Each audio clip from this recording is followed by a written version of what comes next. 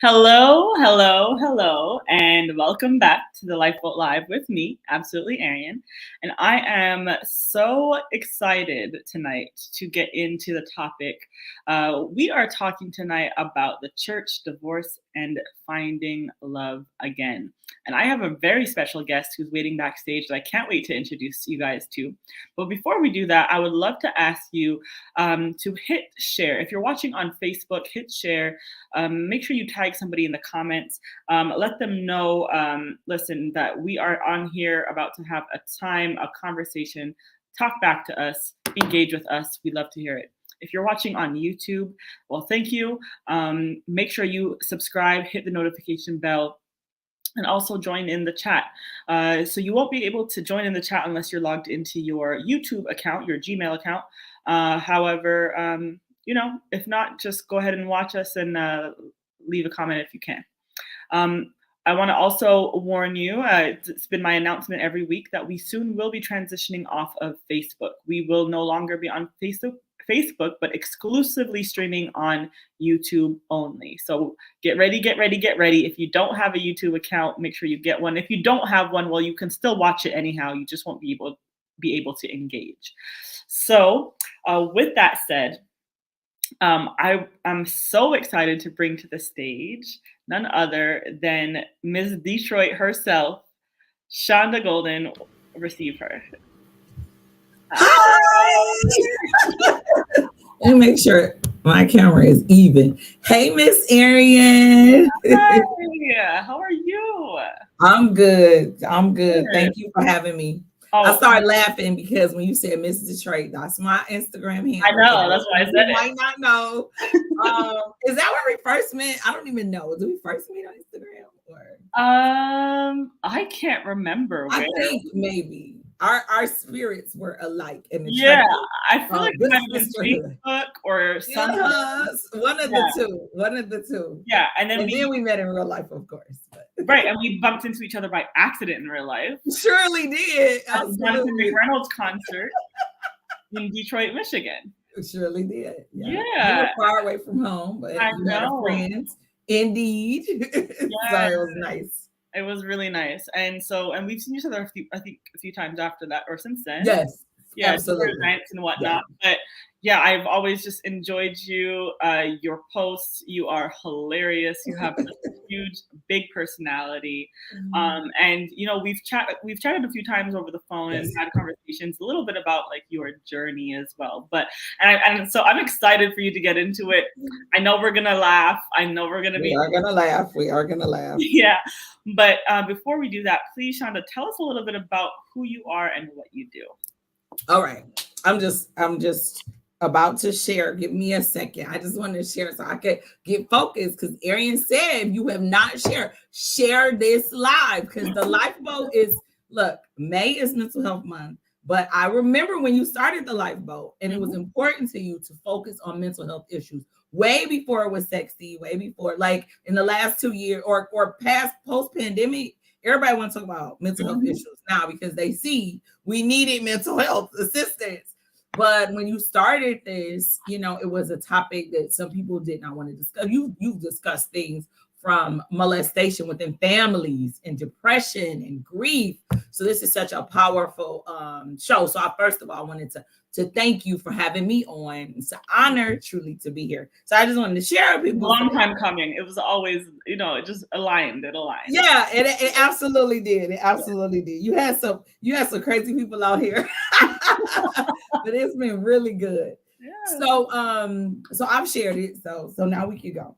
Okay. So tell you about myself. So I'm from Detroit. MZZ Detroit is my name on Instagram if you want to follow me or whatever. My Instagram page is saved. It is not quite as saved as my Facebook page, but it does believe in, the water baptism.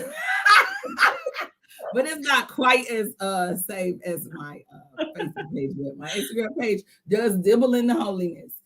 So anyway, I'm from Detroit. I'm a mom of two. I have 21-year-old twins who still live with me. So I'm fortunate to still have my children in my home. Some people can look at it either way. If you have these young adults, one of my friends called them kid adults because they're adults, but then they also are kids. Like mine won't really cook. I don't understand why I can't get them to cook. But I have young adults, and I'm engaged to be married. Yes, you are. I think we've always chatted about the single life. We have. Listen. We have. I said May is Mental Health Month. There are some people who are currently in need of mental health who are dating. They need to be hospitalized. Not just kidding. But we always connect on like dating, just talking about just Christian dating and stuff like that. So that's why this is, kind of a fun show. Something to talk about because, I'm going to talk a little bit about it tonight, but I'm divorced. I was married very young. I was married at 19. My kids are 21. I said, I could think about it. I was married at 19. I didn't even know the beginning of life. I had a high school diploma and a full-time job. That was about it. Mm-hmm. And I grew up I'm Pentecostal, born and raised. And I grew up in a relatively kind of straight church, a relatively strict organization. But the specific church I went to was just whatever you can imagine strictness. They did it twice. Totally not necessarily biblical, but we know better, we do better. But what denomination was it? It was Pentecostal. But the pastor, what I realized later in life is he has some of his own issues, deep-seated from childhood. Aaron, you prayed for us before we started that this show will glorify God. So I just pray that anything I said is taken in the spirit of love.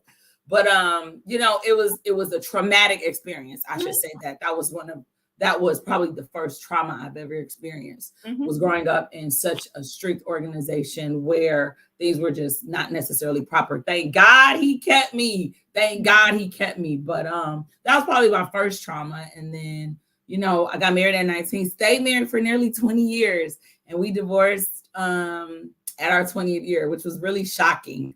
We were the couple who counsel people. My ex-husband was a elder, assistant pastor, youth pastor, all that stuff. And we would counsel couples, and then we would, marry them.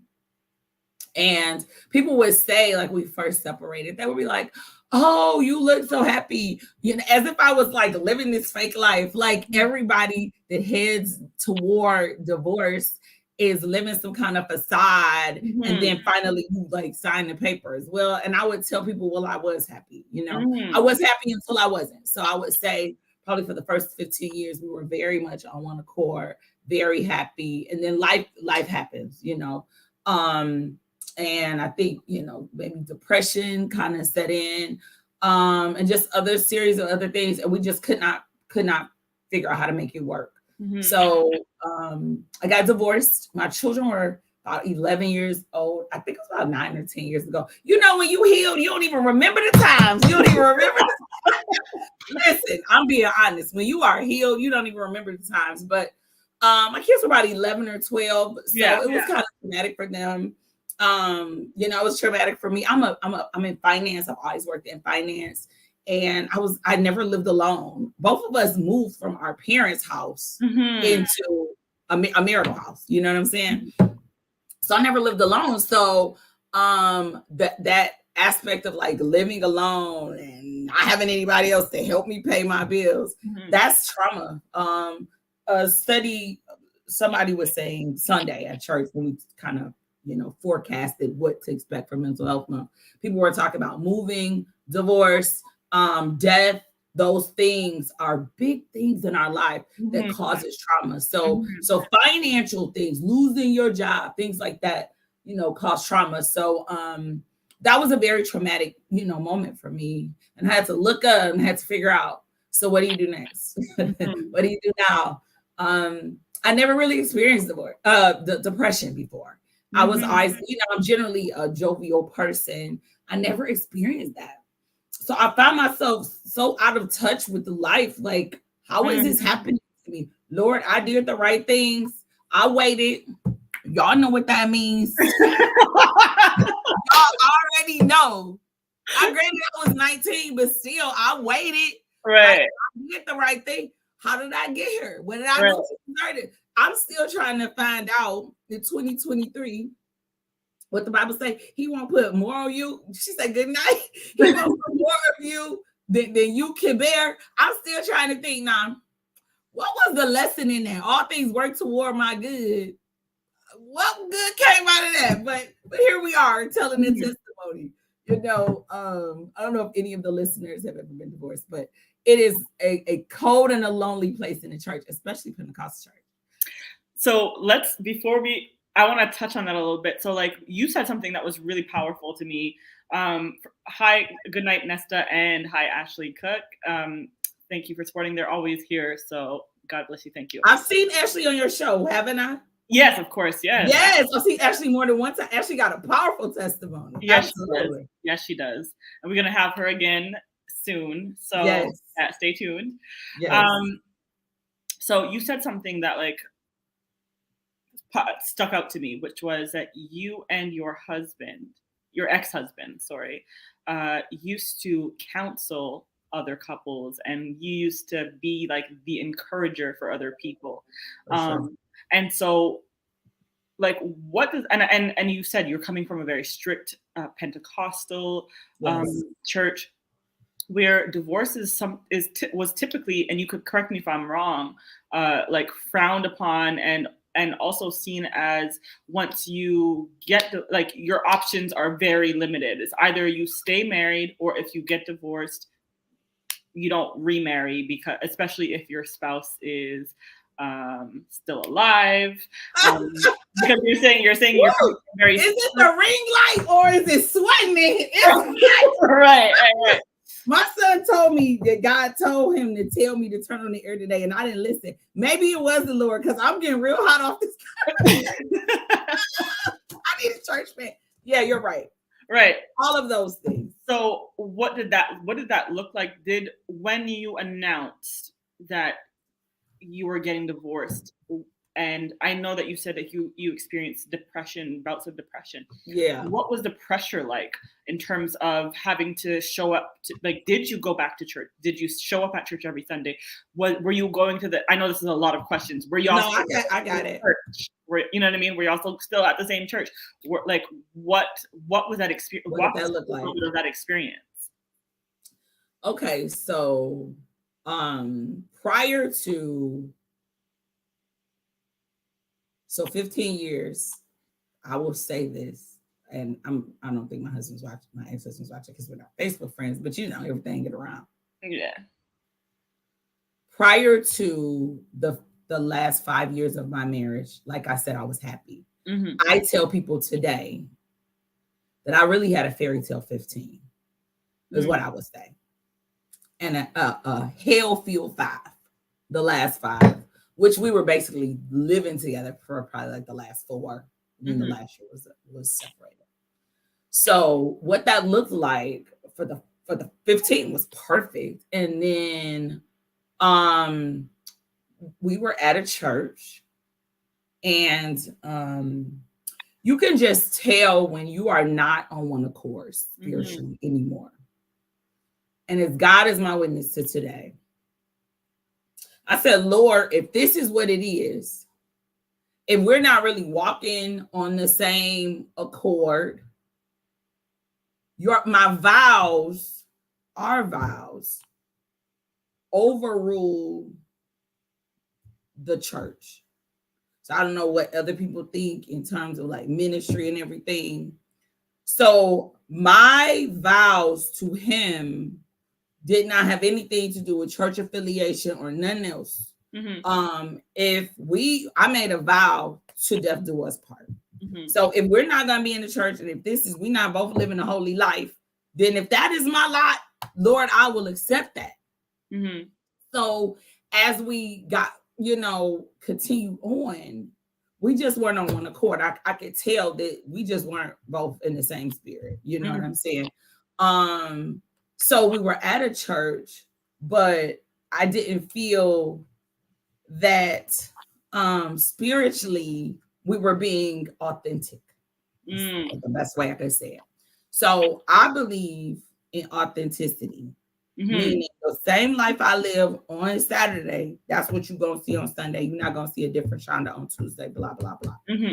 So I just was like, the life we living, he living on Sunday. This not who he really is. You know what I'm saying? So, you know, it was really a blessing that he was like, okay, well, you know, let's go to another church. Because I withdrew from that. I withdrew from being active in the ministry, basically. Because I was having my own struggles. Like, why is this happening to me? And he was a youth pastor. And honestly, I couldn't completely sit up under him as a youth pastor. Right. If that makes any sense. I'm trying to. That's a whole other topic on it. I'm trying to season my words. I hope you can understand. I'm trying to season my words. Yeah.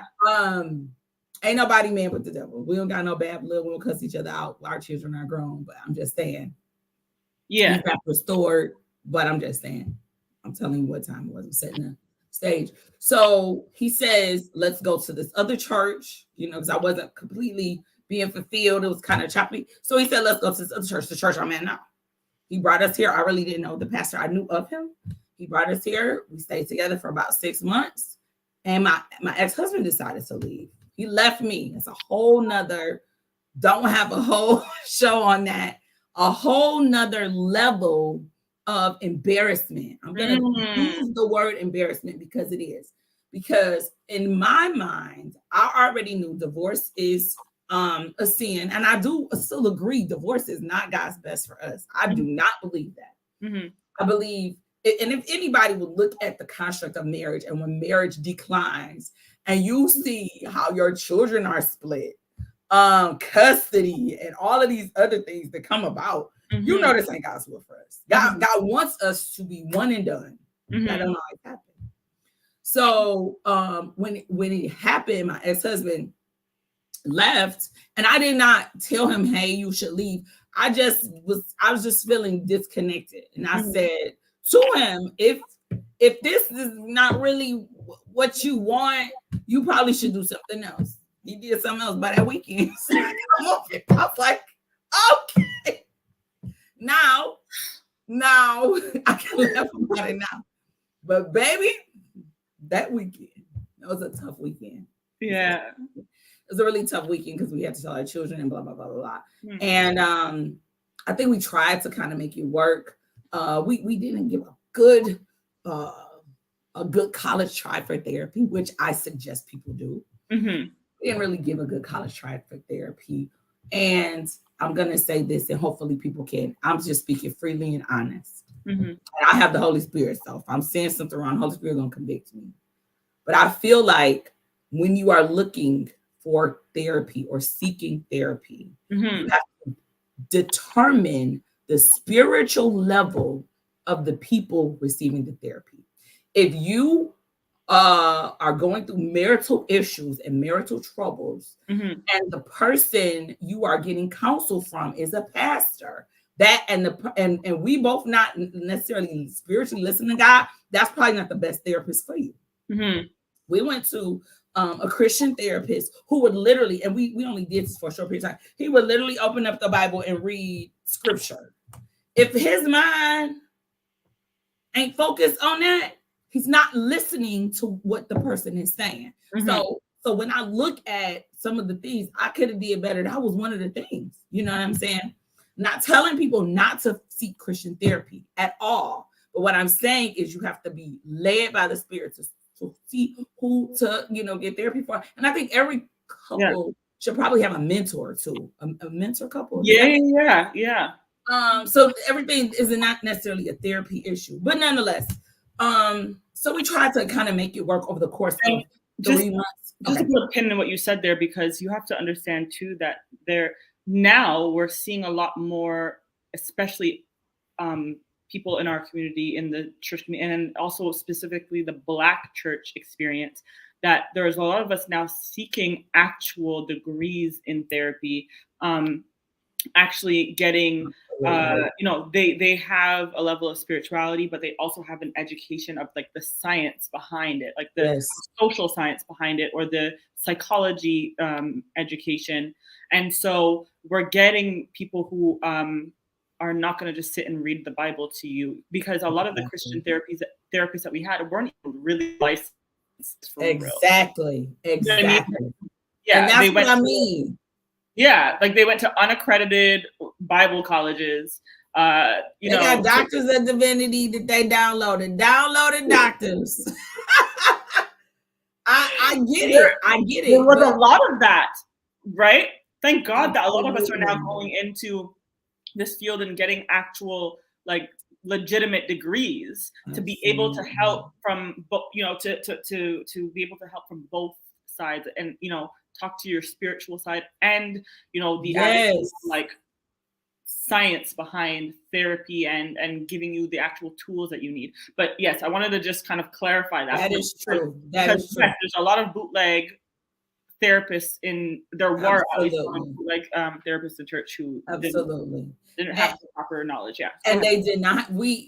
As we grow, we know better, we do better. We would have never in the past have had these discussions about therapy and seek Jesus in there. That was like, what you're as a matter of fact, as a kid, remember I told you I grew up in a straight church. Now I wasn't born into the straight church. I was in a organization that was solid, but I got saved at this little small church. But I wanted to be a therapist, a psychiatrist. I was told, you can't be a psychiatrist because saints can't be psychiatrists, because psychiatrists need a psychiatrist and they're crazy. Period. Bam. I never thought anything else about it. Now, I'm not blaming nobody. Now, let me tell you, I'm not the church hurt school bus driver ever, because we get hurt at the restaurant. We get hurt at the club. We get government. Look at government. Government hurts us. Big government, small government, the police. We support every institution that hurts us except church. But when somebody at church, I'm never going back. Well, you get food poisoning and be right back at the restaurant. Right. So I'm not the church hurt queen. I'm not. Yeah. I can acknowledge that there is church hurt, and church people hurt people. I'm not saying they don't. But people hurt you anywhere.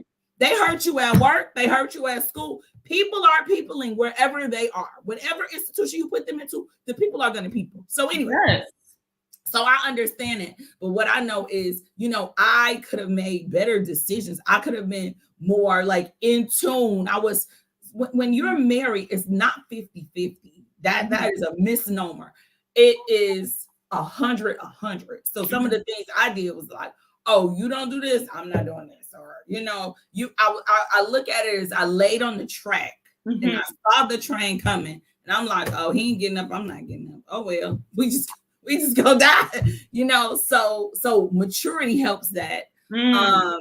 Healing helps that. Getting over it helps that. And can I say to y'all, people will say the best way to get over a man is to get under another one. And that's a worldly saying. So I know y'all saints ain't never heard of it, but that's not true though. Honestly, the best way to get over a relationship is not to get into another one. It is to get in your own face, look yourself in the mirror, and look and see, what work do I need to do? What in every situation, how could I have avoided this?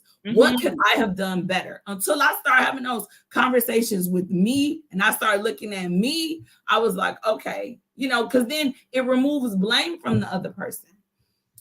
So anyway, so that's one thing. So we go to this church. We are there. Hi, Perry. Perry is one of my very good friends. Perry, tell these people to join my live.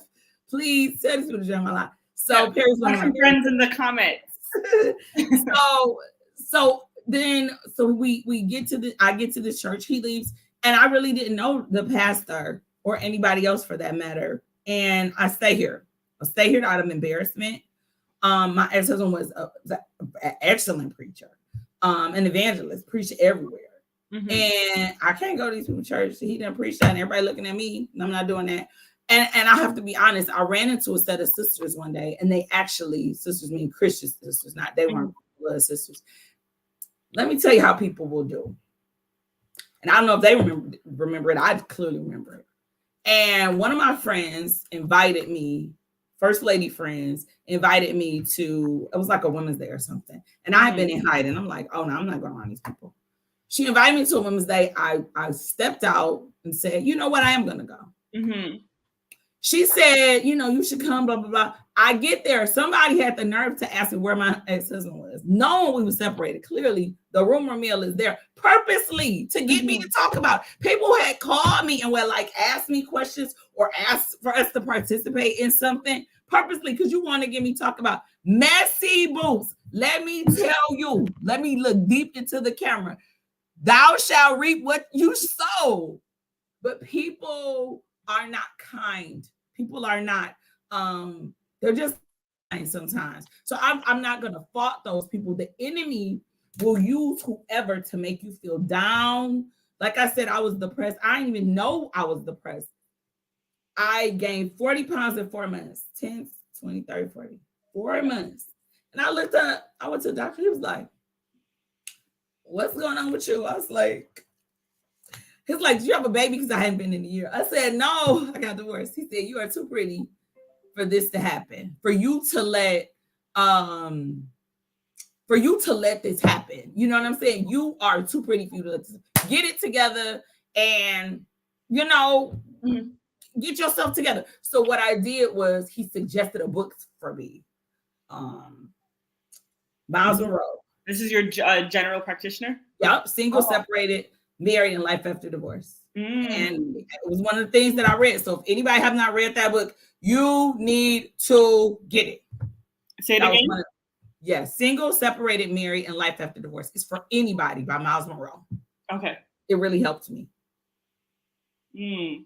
What was like one of the key things that you got out of that read? So one of the key things I got was you will never be completely happy and as a couple until you are completely happy as a single. That part. Nobody completes you. So, you know, Tom Cruise in the movie said, you complete me. No, God has completed us. We were full and complete when he made us. A man or a woman can help us. They can help us create additional happiness. But if you're not happy, having a man ain't gonna make you happy. If you're not happy, you know, having a woman, they're not gonna make you happy. Right. So that's one of the big aha things I took, how to be happy again. You know, I didn't go to therapy like I should have. I didn't go to therapy. I found books. I read books. I did look at Miles Monroe videos. My sister, Shalanda, may she rest in peace, was truly like a therapist. She actually has a degree in therapy. She was like a therapist to me. So those are some of the things I did. I read a book and it said how people don't have hobbies. And it's true. A lot of people don't have hobbies. Black people too. Don't have happiness, you said? Hobbies. Okay. Hobbies. What do? Do we exercise? Sometimes. Outside of that, what do? You go to church, you come home and you eat. And one of the books was saying you need to find happiness, something that makes you happy, something that is yours when you're coming out of a relationship to do something different. No, I'm not saying Tom Cruise was wrong. No, he definitely was. Okay, Arian. No, he definitely was. Yeah. Yeah, it was cute, but in real life, yeah, it was for Hollywood. But it was for Hollywood. In real life, I really want a complete person. I already want a complete person. Yeah. I want you to be whole. WHOL. You're right. E. Don't forget E. I want you to be wholly you. Yeah. And wholly HOLY. I want you to be complete. And then I'll add to it. My current fiance says, we're just a slice of one another's happiness. I'm not the whole pie. You know, my kids make that up, my job, my church, ministry, whatever. So yeah. So you mentioned something there. Your fiance, let's see, he put a ring on it. I remember when he liked it. Where the camera is. So right. He put a ring on it. He put a ring on it. So I remember just having in our private conversations, I'm not going to tell all your business, but I remember when you first started talking to him, or when you met, or you know, connected with him, I should say. And told me about, I know, and here we are. And so I remember the journey you took when you told me that you were just intentional about taking your time, right? Yes. You were super intentional about that. Yes. And so, Yes. obviously there's been a period, because being married for 20 years is a lot of time. You don't just get Right. over that in like 6 months time, right? You don't, Correct. it's not something that you can just hop out of that and hop into something else. So there was a journey of time where you had to obviously take time to find yourself, find your happiness again, heal the trauma, the embarrassment, the depression. So what happened, or like at what point did you start to kind of realize, okay, I'm ready to get back out there? And I don't Brian know if you can block Brian. I mean, he's distracting me. I don't know if he can be blocked. Hi, Brian. So one thing I did, I know it's not for everybody. I know everybody not going to subscribe to this scripture. Right. But one thing I think that's important is, like I said, I think healing and a time of aloneness is good. Mm-hmm. So I did not date at all while I was still legally married, going through the process. And same, if people were like they're separated, then separate yourself from my phone or my inbox or whatever. Mm-hmm. I didn't date, so I believe in holding true to that. You talked earlier about how divorce is so taboo, and it is, especially if you have a living spouse. And even I'm telling y'all all my business today, but even today, someone had told me, you shouldn't get married because your spouse is living. That's what they yeah. They were like, you shouldn't marry this person because your spouse is living. And this person who said it has a whole gaggle of children, grandchildren. None of them married. They never been married. Their kids ain't married. I'm not judging nobody. Ain't nobody never, but the Lord is leading you to tell me not to be married. So I feel like, I don't feel like divorce is what God's best for us. But if you find yourself in divorce, that's something that you and the Holy Spirit needs to work out amongst yourself. I am still saved. I am still anointed. I am still a child of God. I am still walking in the favor of God. He has blessed me. I'm really blessed. But yeah, so when I first was divorced, I did not date. I waited until I was single. And then, it's been 9 years. Have I dated through the course of the 9 years? Absolutely. I'm a free spirit.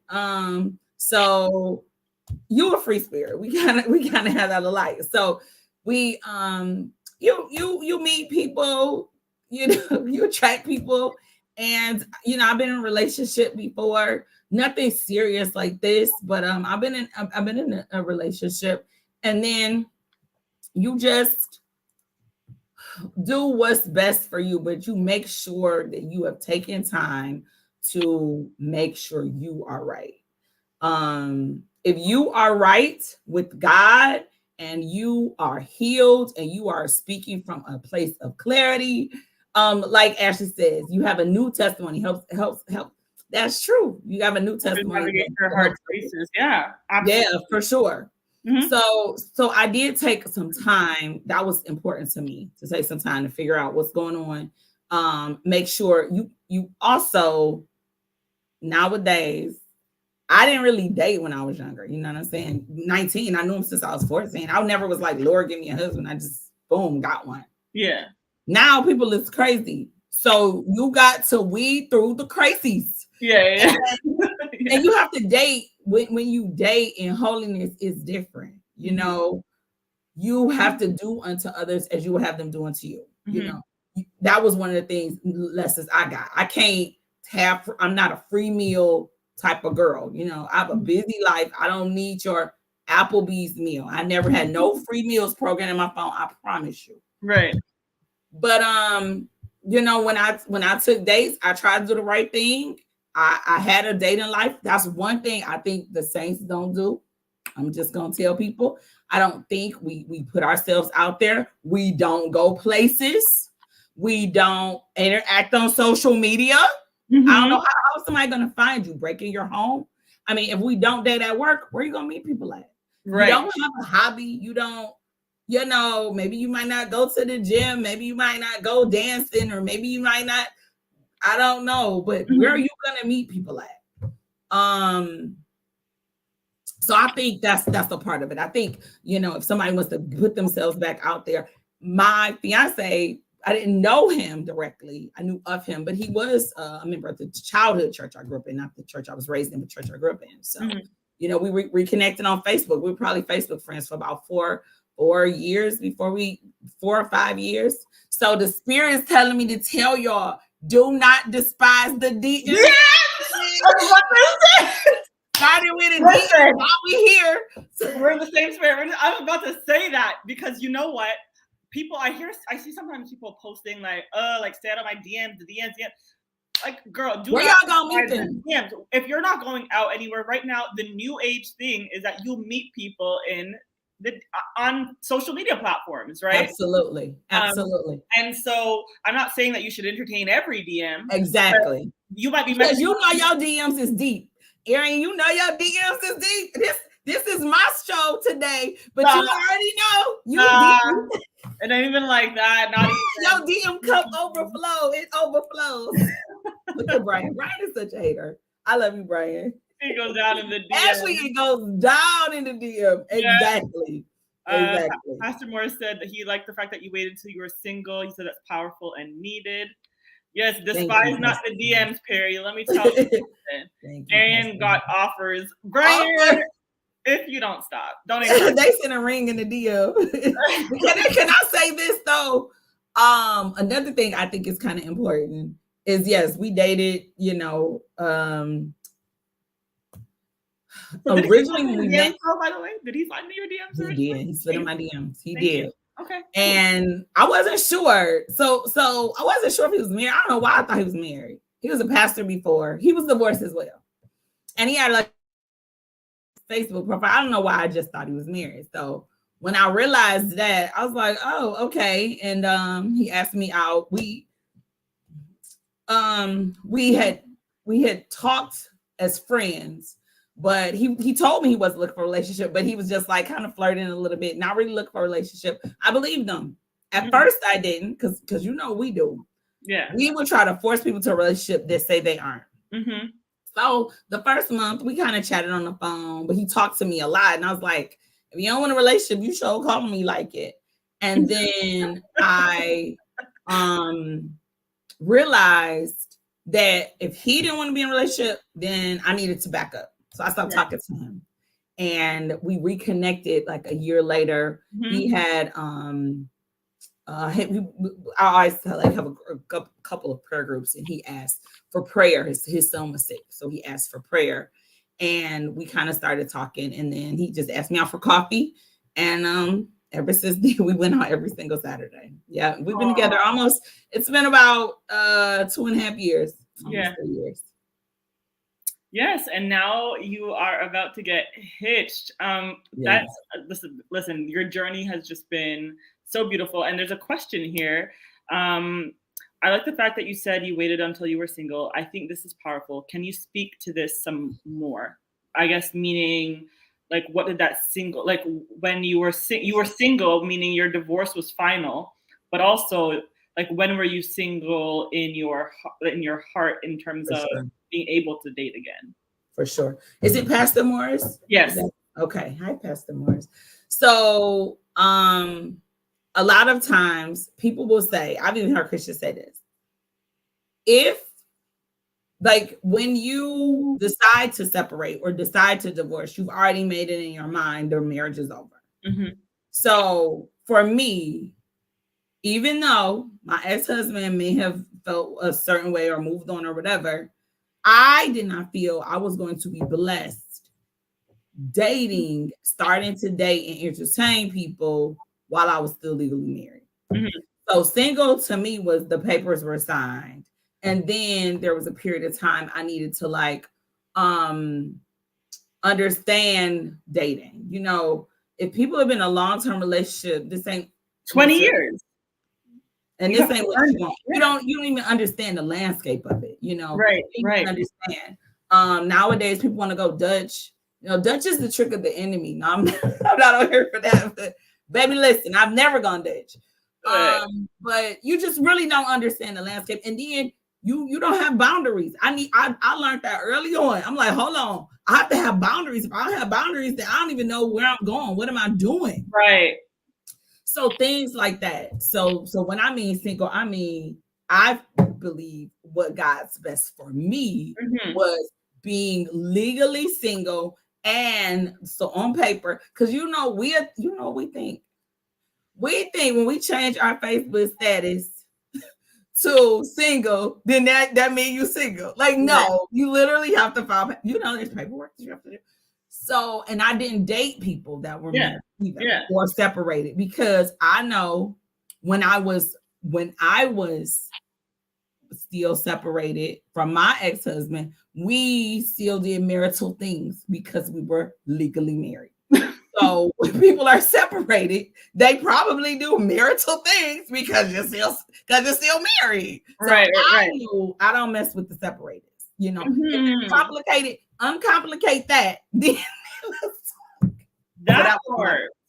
Deidre said, I go Dutch when I put you in the friend zone. Dutch is by my design. That's fair. Deidre is one of my friends. Felicia is one of my friends. Thank you for joining. Yeah, Felicia said it's a whole other scene now. It sure is. It sure is. Yeah. It sure is. And people are sometimes so I've run into I dated online. I'm telling y'all now, online wasn't necessarily the best thing for me. I've met a couple of very nice guys. I know people who got married online from meeting an online relationship. Me, it wasn't really the best experience, but I'm not gonna fault it because how else do we meet people? So I dated online, but most people that I met or even was in a relationship with, we met on Facebook. So I'm just telling y'all, if you engage on social media, people will engage back with you. Right. I agree. I'm definitely maybe I shouldn't say this actually. So Speak. No, I don't even want to. Okay, they waiting, they listen, they tuning in. But yeah, I think there's nothing wrong with meeting people online. I think you have to do your research and really get to know people, because people are absolutely mad out here. Correct. Yeah, I think listen, if you are not in the DMs, if you're not looking at your DMs, if you're automatically dismissing someone because they came to you in your DMs, then you may be missing out on your blessing. Look at Shanda is engaged now, and it all started in the DMs. It started with the DM, and he said he wasn't ready for a relationship. Let me tell you what I learned not to do. By the time that I got to him, I'm never changing no man's mind about anything. He had to change his mind, and at the time he changed his mind, I wasn't even thinking about him. Right. So he didn't come back to me and was like, hey, I'm ready for a relationship. Let's relate. He just was like, at that point, his son was sick. Yeah. So he was just talking. He was just asking for prayer because we were still friends. I just didn't. I unsaved him in my phone. That's what I do. I don't know what y'all toxic trait is, but I unsaved him in my phone. We're not, communicating like that. And then he came to me and was like, did I hurt you? Why are you not talking to me? And I told him, I said, no, you didn't hurt me at all. I said, but we just, we kind of click, and I just don't want to. If you don't protect your heart, nobody else will. Yes. And I had to protect my heart. Yeah. We never dated or anything, but I kind of found myself liking him. Yeah. So you got to protect your heart. I was like, no, you didn't hurt me, but I just wanted to stop it before it went any further.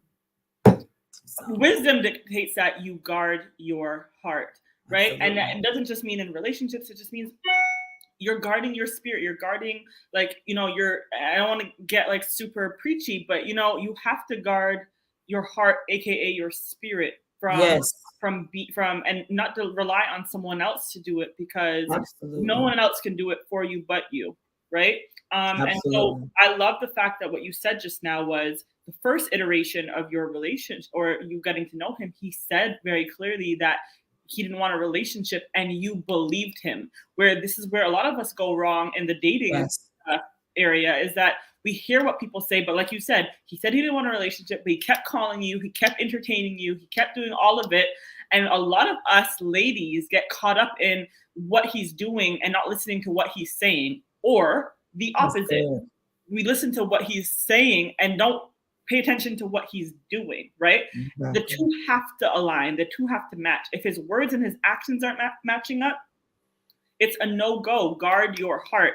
Like, a man who is intentional about, men are going to tell you what they want. Listen. Yes, they will. Relationship. He does not want a relationship. You are not the exception to the rule. You're not going to change his mind. When he's ready, he is ready, and he will be ready. And I love the fact that you protected your heart. You had enough you valued yourself enough to not stay there and hopeful that he would change his mind.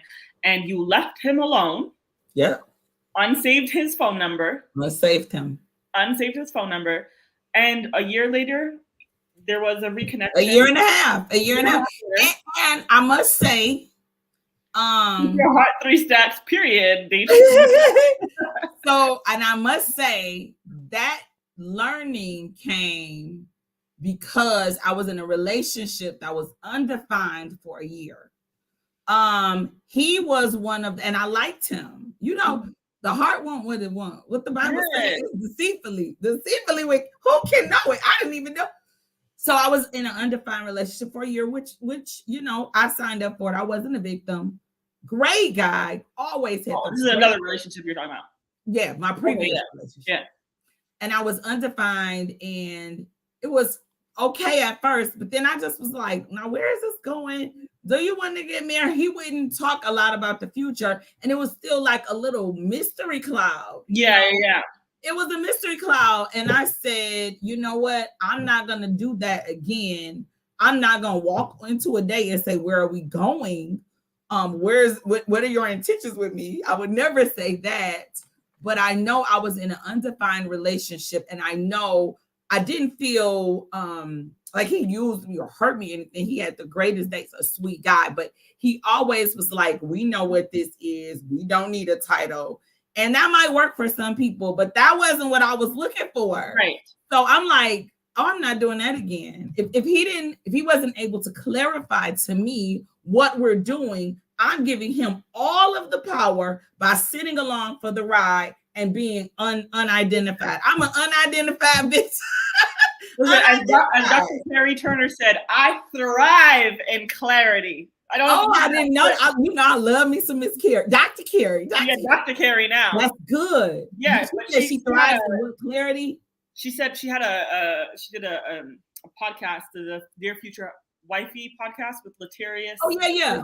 Yeah, and like she said some things in there that, you know, there's a soundbite that went viral about her saying, I thrive in clarity. And the thing is that like a man who's intentional about you is going to be very clear about the direction he's taking you in, right? Exactly. She said, take me on a drive. Tell me where you want to go, where we're going, what we're doing, how we're going to do it, when we're going to do it.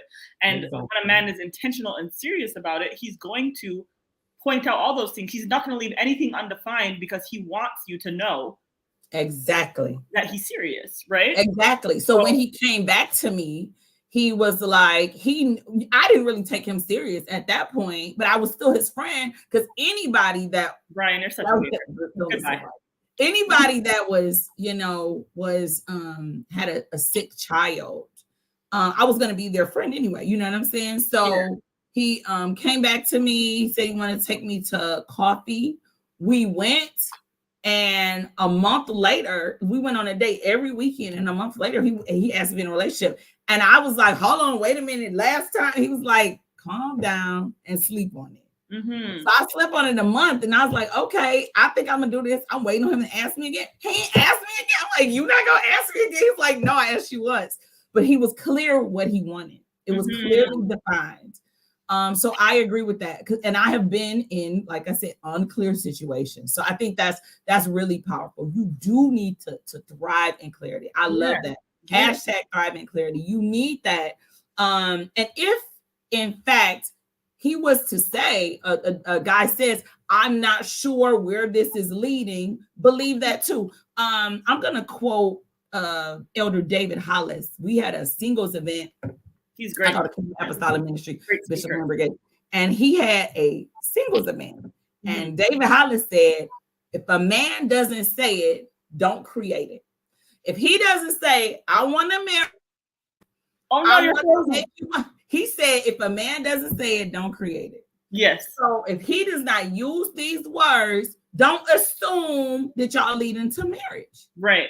He was like, a man is going to speak clearly what he wants. And if he doesn't say it, don't get in your mind, we're getting married, this is going somewhere. If he does not say, I want to marry you, I took that to heart. I said, oh, Hollis was right. Because a man is going to communicate that at some point because he don't want to lose you. Think about it. If he let me dangle out here, homeboy let me dangle. We not going to put no names on, no titles. He let me dangle. If you he doesn't value. You don't value me. Yeah. It's okay for you to put me at risk. And then another thing I'm gonna say, I'm gonna shut up. He posted me. I don't really care about whole Facebook posting and all that stuff. Yeah. I feel like it's really important to protect what you have, because the minute it's out there, you allow for people's opinions to talk about, to say okay, to say this one girl was like, oh, that's nice. She I guess she was chatty with him or whatever in the past. Oh, I hope that works out for y'all. Girl, what? So you just have to know, once you're out there, you're out there. So, right. No take backsies. Yes, it's a difference to be private and secretive. I met his mama. I met his family. I met his kids. He met my kids. He was at my house. He gave me a key. Now, it's true, men can have a whole bunch of keys and they give you these keys, but look at how he reacts. And then if he don't post you, then it's okay. I didn't care about that. But protect what you have until it's solid. Because when you start telling people and you go public, people are going to have all these kind of opinions. Then people put pressure on you when y'all getting married. What? Y'all, who paying for it? Ain't nobody agreed to pay for my wedding. To this day, it's been married 55 days or something. Nobody agreed to that. So just protect what you have. Don't let that posting, fool you. Yeah. Wow. So we've walked through so much in this session. We've gone from the buildup of the church, the marriage, to the last 5 years of the 20 years. What you call the 15 was the fairy tale, and the 5 were the hellish, or yes. Yeah. And then to the healing process of being single, waiting till you were actually single, getting to know yourself, getting to know what hobbies you liked, putting yourself back out there, learning from those various dating experiences that you had, to further curate your experience with the one now who you're engaged to, who you're about to marry. And you're doing it again. What are you going to do this time? What do you think is going to, or I shouldn't say what's going to be different, but what do you think this time around you're going into this marriage with that you didn't have before? So, experience, but yeah. Yeah. So I went to, so I did go to therapy here recently. I just want to just throw in this. We have been through a lot in this 2.5 years. My fiance ended up losing his son. He had childhood cancer. It was beyond devastating. So I always want to give honor to him. He was so important. He was 11. Wow. And we went through a lot. So while my fiance was going through grief counseling, he said he wanted to go to grief counseling first before we went to premarital counseling. So I used that opportunity to see a counselor my own self, because I was terrified, not of being married again, of being divorced again. I don't want to go through that. They say to death do you part. I ain't trying to be on Dateline. I just don't want to go through that again. So I wanted to make sure my heart is right. My forgiveness was right. It takes forgiveness. I realized once I didn't have anger at my ex-husband, or at the situation, then I knew that was a sign of healing for me. So you have to understand what your own healing is and what your journey is. So I went to therapy so because I don't want to give my new relationship any of the bad vibes. I know the saints don't like vibes, but don't like hearing the word vibes. But any of the bad vibes or any of the bad feelings of my old relationship. This is a new person.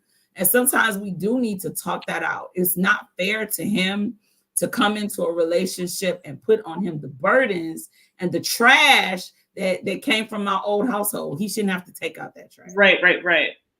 So that was one of the things that I realized I did. I think that'll help us grow. Some of the things we do is as a check-in. We were doing it like I said, we almost been dating 3 years. Man, every month I was so diligent. What can I do better? It's like nothing. Just breathe. He was like, what can he do better? I'm like, oh, nothing. You're perfect, baby. This last year done taught us. We hadn't even had an argument. We hadn't even had a disagreement.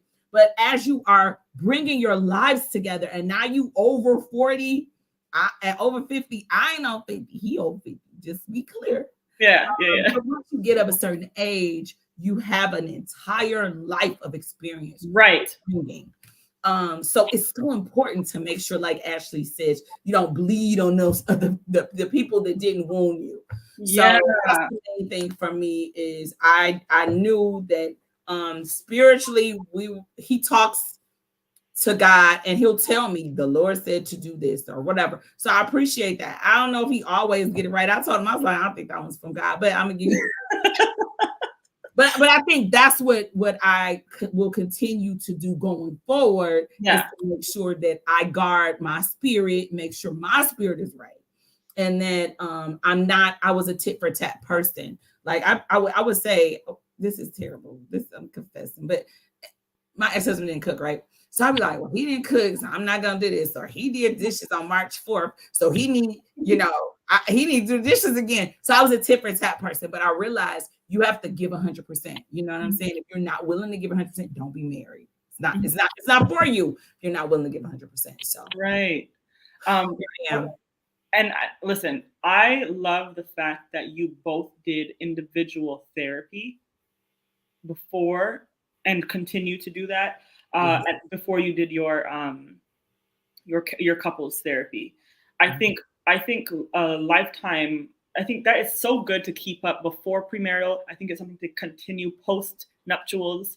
I think therapy is just such a beautiful ground for just unlearning things that we, I go to therapy. I've been doing it for years, and I on and off periodically, but I feel like the more you experience life, even within friendship, platonic and dating, there's so much that comes up, right? Things that you didn't even know that you needed healing from, things that you didn't know that you even were hurt in, things from your childhood. You have a whole life. We're all coming in with baggage, right? Yes. And so therapy is just such an important tool for us all to be able to continue to just be able to apply healthy tools to how we not only look at ourselves, but how we approach relationships, right?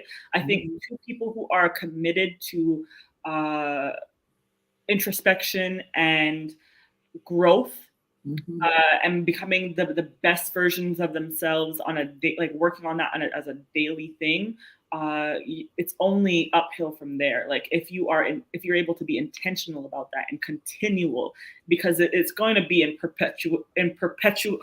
It has to be a perpetual practice. Agree. And so I love that you both had that experience, right? Yeah. And you were able to do that for yourself. That's a beautiful gift that you gave each other. So yeah, I appreciated it. One thing you just said that was so powerful is you don't realize the trauma. Sometimes it comes up, things come up. So you don't really realize we're so programmed to just go through life, especially Black people. To be honest, we're draped in trauma. Our lives are built upon trauma. So we just continue to just go through. And I think one of the things that stuck out with me, I didn't even realize this. How I knew that I was still hurt. I had to go to my county to get my notary public. So it is the same county building that I had to go to child support court for and divorce court. I didn't think anything of it until I pull up. I walk in the building. I'm walking toward the court.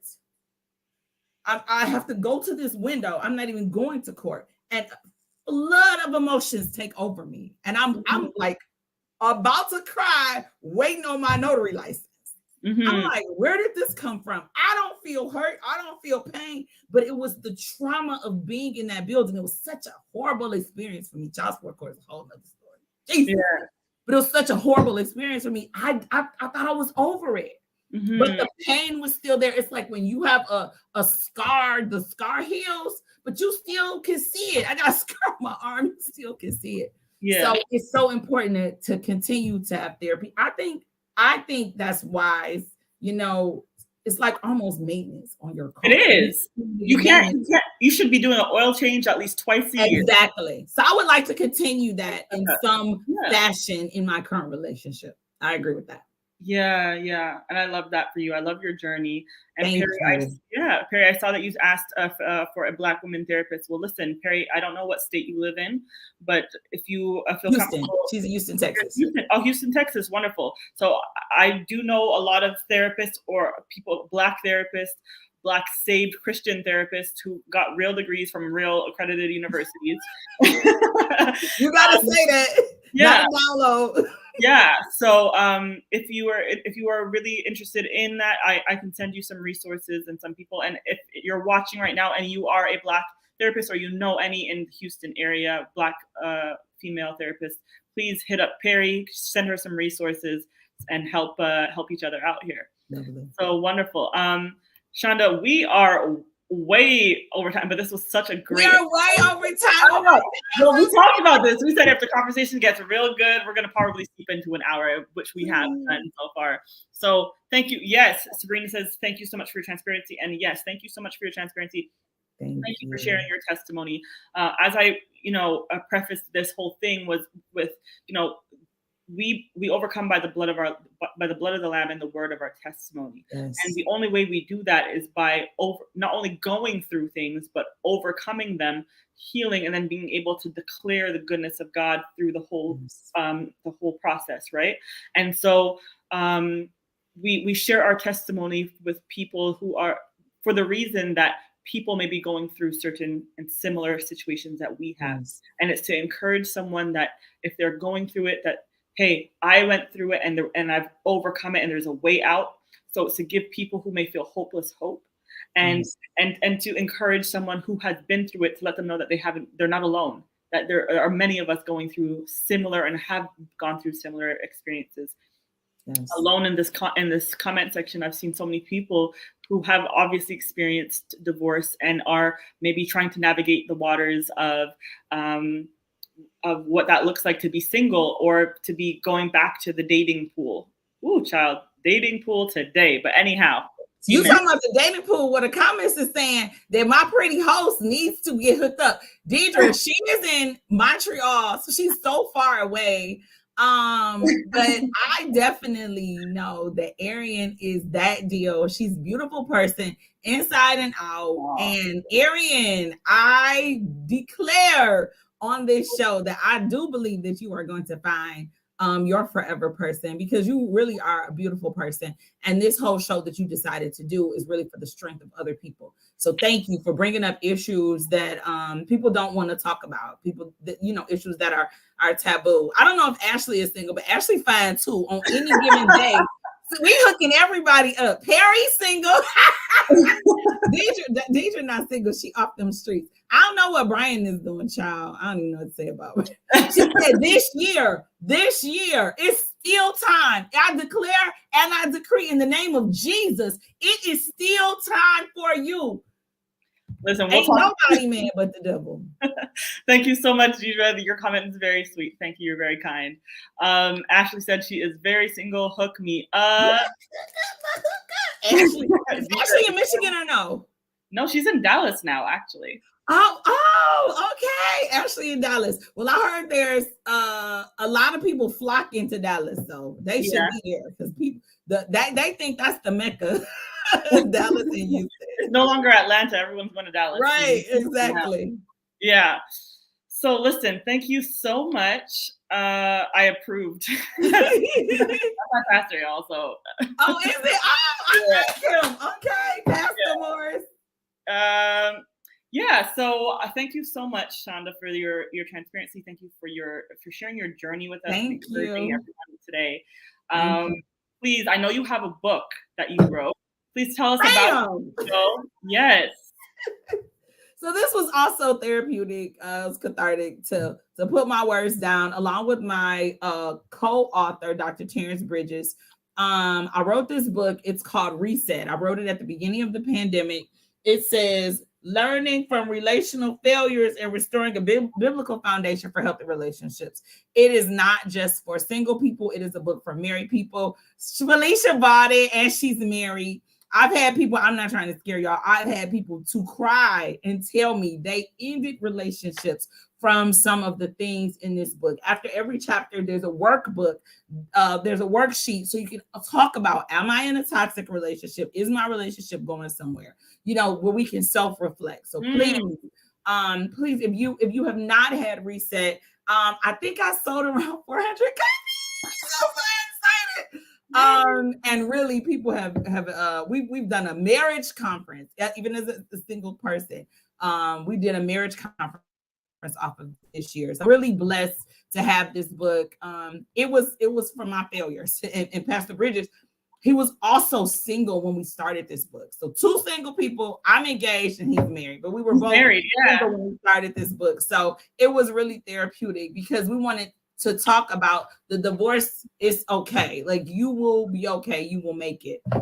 Because it was lonely. People didn't want to talk to us about it, or people didn't want to talk to me about it. They talked about me, but they didn't want to talk to me. So if you like to get the book is on Amazon. If you want a signed copy, you can reach out to me directly on Facebook, Instagram, MZZ Detroit, and I can send one to you. But if you like to go to Amazon and just purchase a copy, the book is $20 and you can find it on Amazon. Reset. My name is Shanda, last name Golden, Golden, and you will find that on your Amazon store.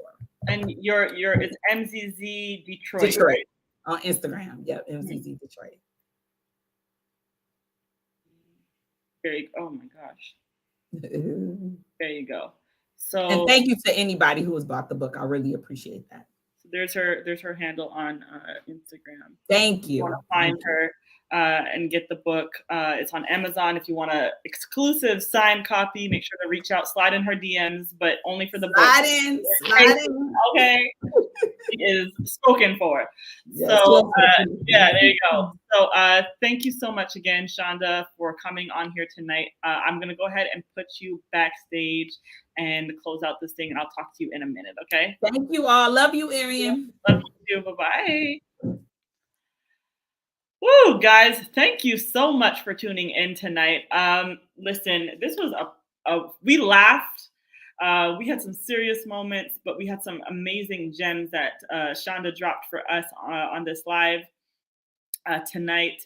If you missed the beginning, make sure to hit the replay, catch the replay on YouTube, Facebook Live. But I would encourage you to go to YouTube because soon we will no longer be streaming on Facebook, but exclusively on YouTube. So if you don't have a YouTube account, make sure you make one through your Gmail and go ahead and connect to the Lifeboat with Absolutely Arian channel, subscribe, and hit the notification bells so that you know when we go live.